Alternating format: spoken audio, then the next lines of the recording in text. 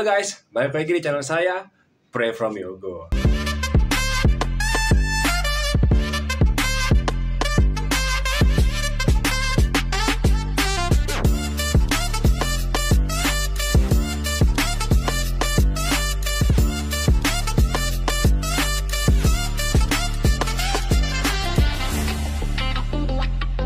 Hari ini kita offbeat dulu ya guys, karena hari ini gue mau jawab pertanyaan-pertanyaan kalian yang bertanya-tanya di kolom komentar. Kredit mobil untuk taksi online, apakah bisa? Oke, gue akan jawab pertanyaan kalian di konten kali ini ya. Di video kali ini, gue mau kasih tahu ke kalian perhitungan pendapatan bekerja sebagai taksi online, serta kebutuhan untuk melunasi cicilan tersebut. Sebelumnya, gue mau memperkenalkan diri dulu ya, karena pasti banyak dari kalian yang baru pertama kali nonton video gue kali ini. Dan pastinya kalian bertanya-tanya, siapa sih orang ini? Atas dasar apa orang ini mau memberikan info-info seperti ini? Oke, langsung aja ya. Perkenalkan nama gua Prayogo, biasa dipanggil Yogo. Maka dari itu akun YouTube gua kasih nama Pray From Yogo, yang artinya pray yaitu doa, from itu dari, Yogo itu yang gua, jadi doa dari Yogo. Basically, gua pernah bekerja sebagai sales otomotif pada perusahaan swasta Jepang selama hampir kurang lebih 5 bulan ya guys. Karena waktu itu pas belum lama gua masuk, terjadilah COVID, dan pada saat itu banyak perusahaan yang melakukan layoff dan meng-cut sebagian besar dari karyawannya, termasuk gua. Jadi gua waktu itu korban PHK ya istilahnya ya. Ya mungkin pengalaman gua belum lama, namun ilmu yang gua ambil sudah cukup banyak dari perusahaan itu, dan gua mau share ke kalian nih. Dan berikutnya, gue bekerja sambilan sebagai driver taksi online, yang dimana kalian bisa lihat pada video-video onbeat gue sebelum-sebelumnya. Di situ gue sambilan bekerja sebagai taksi online, mulai dari GoCar, GrabCar, InDriver, maupun Maxim. Jadi bisa dibilang info yang gue share ke kalian ini balance ya guys, dimulai dari penjualan sales dan sebagai mitra driver yang menggunakan mobil tersebut. Jadi gue bakal kasih tahu rincian pengeluaran maupun pemasukan yang kalian perlukan saat bekerja sebagai taksi online. Oke, kita langsung ke perhitungan ya. Yang pertama, biaya pembelian mobil. Untuk simulasi pembelian mobil ini, gue mengambil dari online ya, tepatnya website Otto.com. By the way, gue lagi gak di-endorse ya, ini buat pembelajaran aja buat kita-kita. Dan dari sini, gue ambil tipe mobil yang rata-rata digunakan secara online, yaitu Calya atau Sigra. Namun karena waktu gue kerja di Toyota, jadi gue ambil Calya aja ya, karena Sigra kan punya Daihatsu. Ya kurang lebih semuanya ya saudaraan lah mereka ya. Oke lanjut, kita lihat di sini harga Toyota Calya itu dibanderol dari 164 juta hingga 187 juta ya guys. Gue ambil yang rata-rata orang suka. Kita pilih yang rata-rata orang suka ambil, yaitu yang tipe G. Dan yang manual ya, rata-rata sebagian besar orang banyak yang pilih manual, banyak juga sih yang matic. Cuman gue ambil yang rata-rata sebagian besarnya orang pilih ya, yaitu Calya G manual. Nah, kalian bisa lihat di sini harga OTR itu 173,2 juta dengan DP yaitu sebesar 23 juta, 56 juta rupiah. Nah, angsurannya 3,6 juta kali 60 bulan. Harga ini belum termasuk asuransi ya. Kita anggap saja ini sudah ya guys ya. Jadi kita anggap saja cicilan yang kita keluarkan setiap bulannya yaitu sebesar 3,6 juta. Jadi anggap kita sudah beli mobil, kita sudah bayar DP, dan mobil sudah datang, namun beban yang kita butuhkan yaitu 3,6 juta sebulannya. Jadi kita harus bayar 3,6 juta setiap bulan. Nah, dari sini kita mulai perhitungan selanjutnya. Apakah dengan bekerja sebagai taksi online, kita dapat menutupi cicilan sebesar 3,6 jutanya setiap bulan? Mari kita hitung sama-sama. Oke, berikutnya, gue bakal share ke kalian penghasilan rata-rata gua setiap bulannya. Nah, dari sini topiknya udah sedikit tabu ya, karena banyak orang yang males kalau ngomongin soal gaji. Namun, di sini gua mau share ke kalian belak-belakan penghasilan gua selama sebulan. Dan gua mau share ke kalian satu aplikasi dulu ya, yaitu GoCar. Jadi, kalian bisa lihat penghasilan GoCar gua selama sebulan yaitu sebesar 6.375.000 ya guys. Ini sebulan. Ini kotor loh guys, kotor dari GoCar. Bekerja selama sebulan. Kotor dalam artian belum dipotong biaya bensin dan perawatannya setiap bulan guys. Kita lanjut perhitungannya ya. Untuk biaya perawatan kita hitung sebagai berikut nih. Bensin kurang lebih kalau mobil gua kira-kira 1:10 ya guys untuk Wuling Convero S. Dan kita hitung dari penghasilan ini kurang lebih untuk bensin sebesar 30% setiap bulannya. Jadi kita wajib menyisihkan untuk bensin penghasilan sebesar 30% ya guys. Syukur-syukur kalau mobil kita lebih irit, nah kita paling cuma menyisihkan kurang lebih 15-20%. Nah, karena mobil gue cukup boros terbilangnya, jadi hitung 30% lah guys. Emang kadang sih suka irit juga kalau apalagi kita dapat penumpangnya yang lewat jalan tol. Jadi syukur banget kalau kita dapat Argo Kakap dan lewat tol guys. Sedikit share. Lanjut ya. Dari 6.375.000 kita kali 30%-nya dan kita dapat hasil yaitu 1.912.500. Nah, total ini adalah uang bensin gua setiap bulannya guys. Jadi maksudnya kurang lebih dari hasil kotor yang gue terima dipotong sama biaya bensin sebesar ini. Jadi hasil kotor gua setelah dipotong bensin yaitu dapat sejumlah 4.462.500. Tunggu dulu, ini belum selesai guys, masih ada lanjut biaya perawatan berikutnya. Biaya berikutnya yaitu biaya maintenance. Biaya maintenance ini yaitu berupa biaya ganti oli dan biaya servis guys. Biaya servis ini sih nggak setiap bulannya kita keluarkan ya guys. Ini kurang lebih kalau gue pribadi mengeluarkan biaya servis ini bisa di angka 2-3 bulan sekali. Namun let's say anggapnya gue harus mengeluarkan biaya servis nih pada bulan ini. Nah jadi kita hitung aja ya dari yang tadi total tadi kita kurangin sama biaya servis. Biaya servis yang rutin itu biasa kan ganti oli ya, ganti oli sama filter oli. Nah, kalau harga oli itu rata-rata berkisar 400-600 ribu, belum termasuk jasa servis dan filter oli. Nah, jadi kita anggap ya, kita hitung langsung kotornya aja. Kita hitung langsung belak-belakan aja total yang kita keluarkan sebesar 700 ribu ya. Langsung aja anggap 700 ribu guys. Itu udah hitungan biaya oli, servis, filter, dan segala rupanya. Jadi anggap genapin aja 700 ribu. Lanjut ke perhitungan. Dari 4.462.500 dipotong 700 ribu.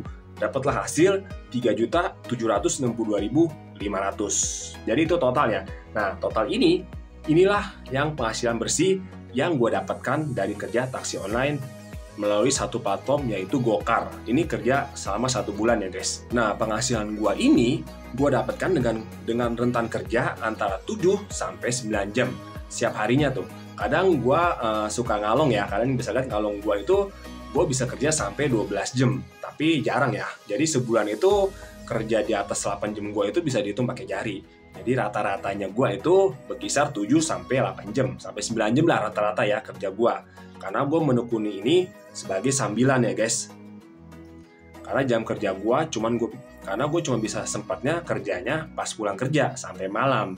Dari hasil ini kalian bisa nangkep ya, 3.762.500. Sedangkan cicilan mobilnya yaitu 3,6 juta. Nah, jadi 3.762.500 dipotong 3,6 juta untuk bayar cicilan. Jadi yang kita dapatkan penghasilan yang gue terima untuk makan sebulan itu sekitar 162.500 ya. Itu berkata penghasilan bersih gue selama sebulan. Dan ini perlu kalian tahu, ini penghasilan dari satu platformnya. Kalian tahu kan, kalau kalian ikutin konten-konten gue sebelumnya, gue itu biasa main di 3 platform, InDriver, Gokar, sama GrabCar. Ini penghasilan yang gue kasih belak-belakan ke kalian, itu hanya penghasilan dari Gokar.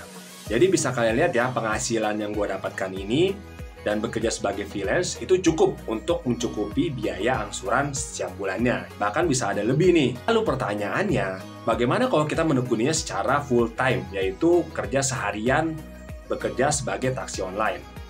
Untuk menjawab pertanyaan ini, gue akan kasih jawaban ke kalian yang telah gue tanyakan kepada mitra driver yang lainnya. Gue sempat nanya ke salah satu mitra, penghasilan dia sebulan itu berapa, dan dia kebetulan mau jujur.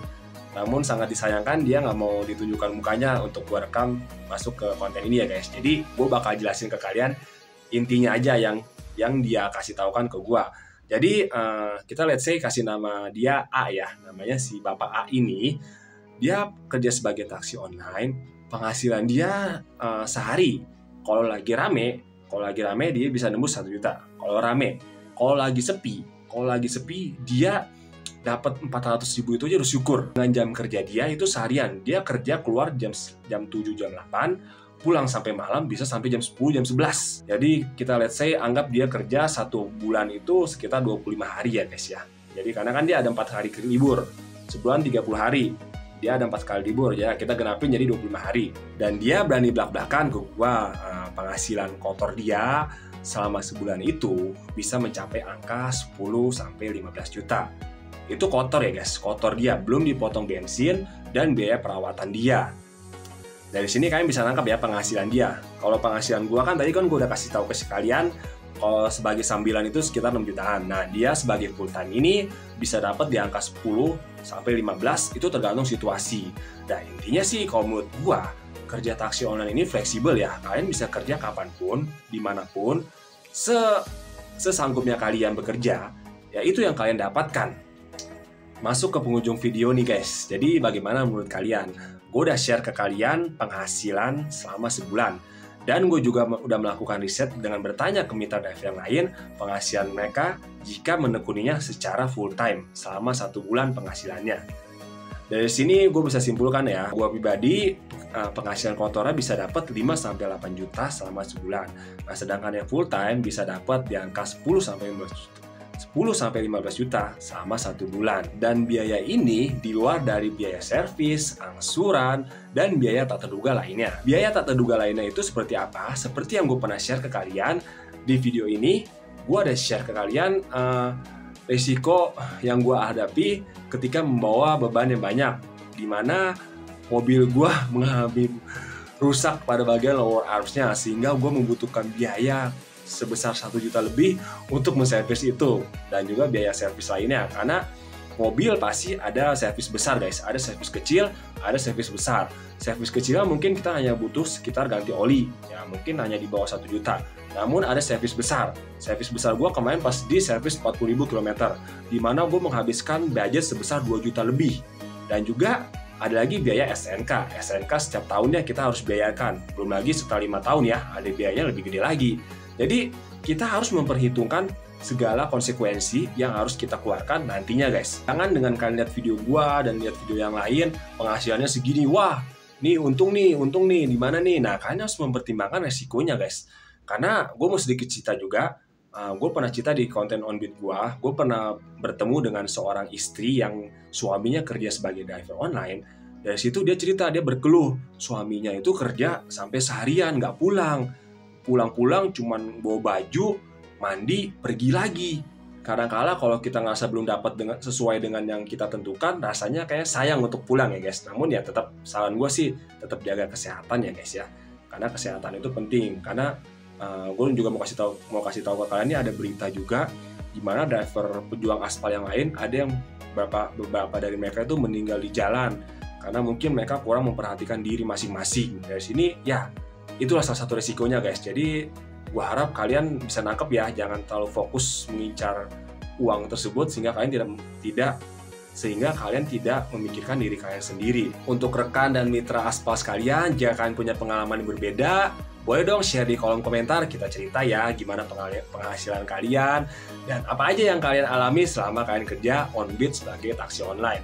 Karena share kalian itu membantu banyak mitra yang lainnya. Dan jika ada mitra-mitra yang mau bergabung dan masih bingung-bingung, jangan ragu untuk tanyakan di kolom komentar ya. Nanti mungkin gue bakal usahain jawab, dan mungkin jika ada mitra lain yang mau bantu jawab juga, ya feel free guys. Karena ya kolom komentar kita untuk diskusi.